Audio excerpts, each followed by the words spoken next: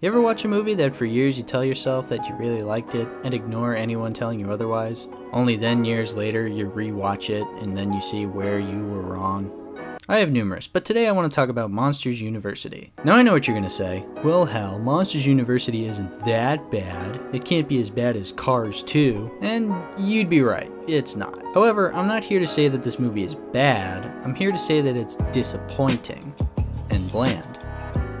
And also kind of bad. Hear me out. I'm not going to insult anyone for liking this movie, nor am I trying to stop people from enjoying what they love. I'm merely here to bring attention to something that's been bugging me for a while, and that's how disappointed I was with Monsters University. Before I get into why I dislike this movie, let's discuss what it is. What is Monsters University? Well, that's easy. It's a prequel. I know, prequels don't exactly have the most positive image in today's media. Hell, I'd argue prequels get a harder time than sequels. And sequels don't always get much appreciation either. Prequels have a much harder job to pull off than sequels do. Sequels, for the most part, are continuing the story and expanding upon the themes and world of the previous movie.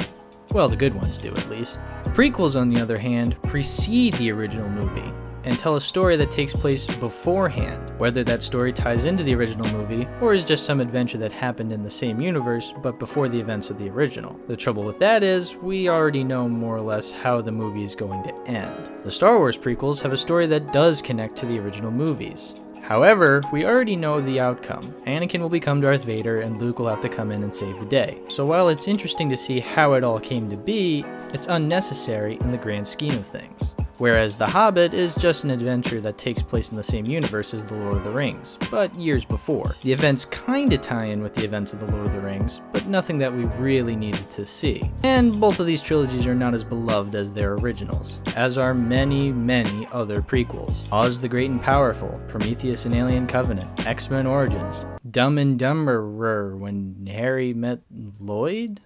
What? So yeah, prequels aren't exactly loved, nor are they seen as cinematic powerhouses. I'm not saying good ones don't exist, just in general, there doesn't seem to be a lot. However, it's true, Monsters University is a prequel. It's a cinematic work whose story precedes that of a previous work. Its story precedes that of an already existing movie, that being Monsters, Inc. Well, we know what it is, but I have another question to ask. Why?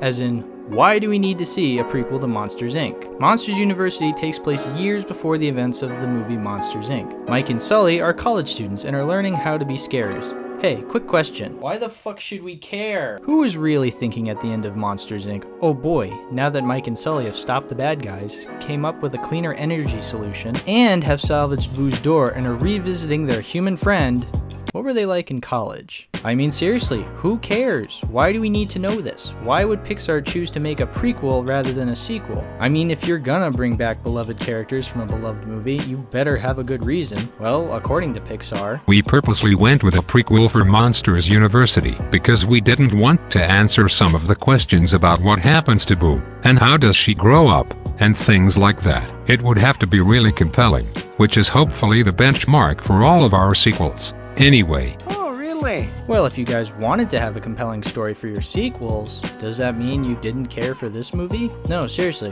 why even make this movie in the first place then? You clearly care enough to not make a follow-up until you feel you're ready, so why not apply that same thought process into this movie? Don't make it until you feel you have a compelling story. Also, yeah, no shit. You shouldn't make a movie unless you have a really good story idea. Isn't that rule number 1 in like the storytelling Bible or something? Why make a movie if nobody really cares to make it or see it?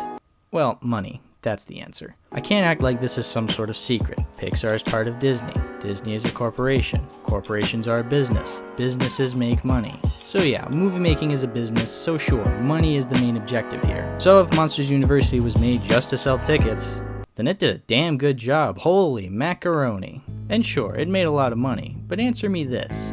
Did it leave a lasting impact? You've probably noticed that I haven't been talking about the movie itself. I've been complaining about what I perceive it as, a money-trap shameless prequel. But what about the story, the characters, the themes? Is it truly a horrid piece of shit as I may be describing it as?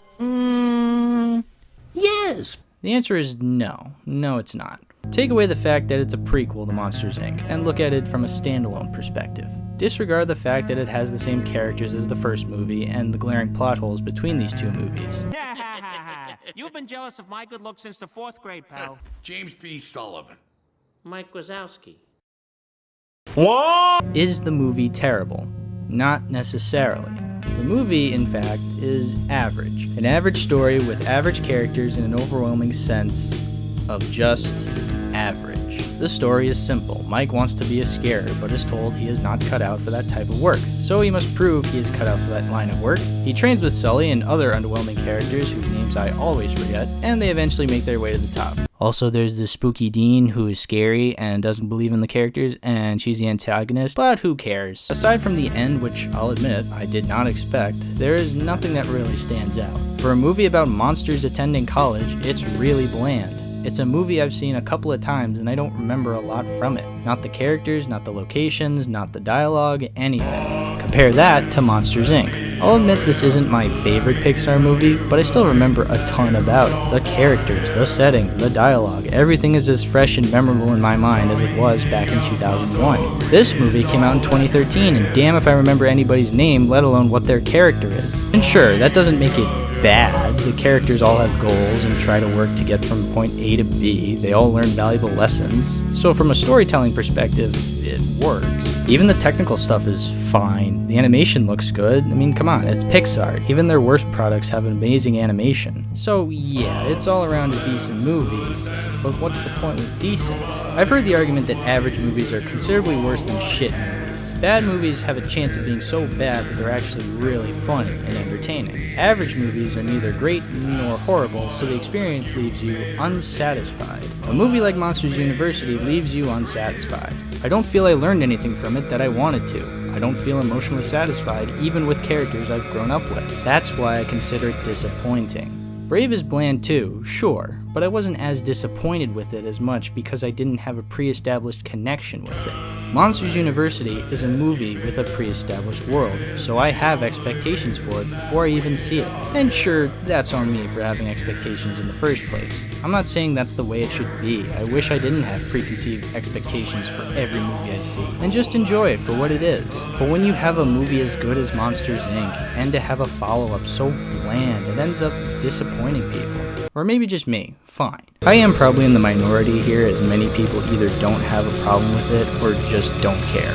And that's fine. Again, I'm not trying to stop you from liking what you like. I just want to ask, was it really worth it? Was it a Pixar masterpiece that everyone will remember for years to come? Or was it just another bland and disappointing cash grab that Pixar has been dishing out this decade? Also, what the fuck's up with the scare auditions? I mean, it's cool that Mike and Sully get kicked out and have to work their way up again, but why are there auditions to be a scarer? If there are auditions for being a scarer, then why do monsters pay thousands of dollars in tuition to go to some school? No, seriously, what the hell? This is bullshit. People are being scammed to go to college when they can just audition. Thousands of dollars are being lost. This is not okay. Why? There goes a sight from my soul.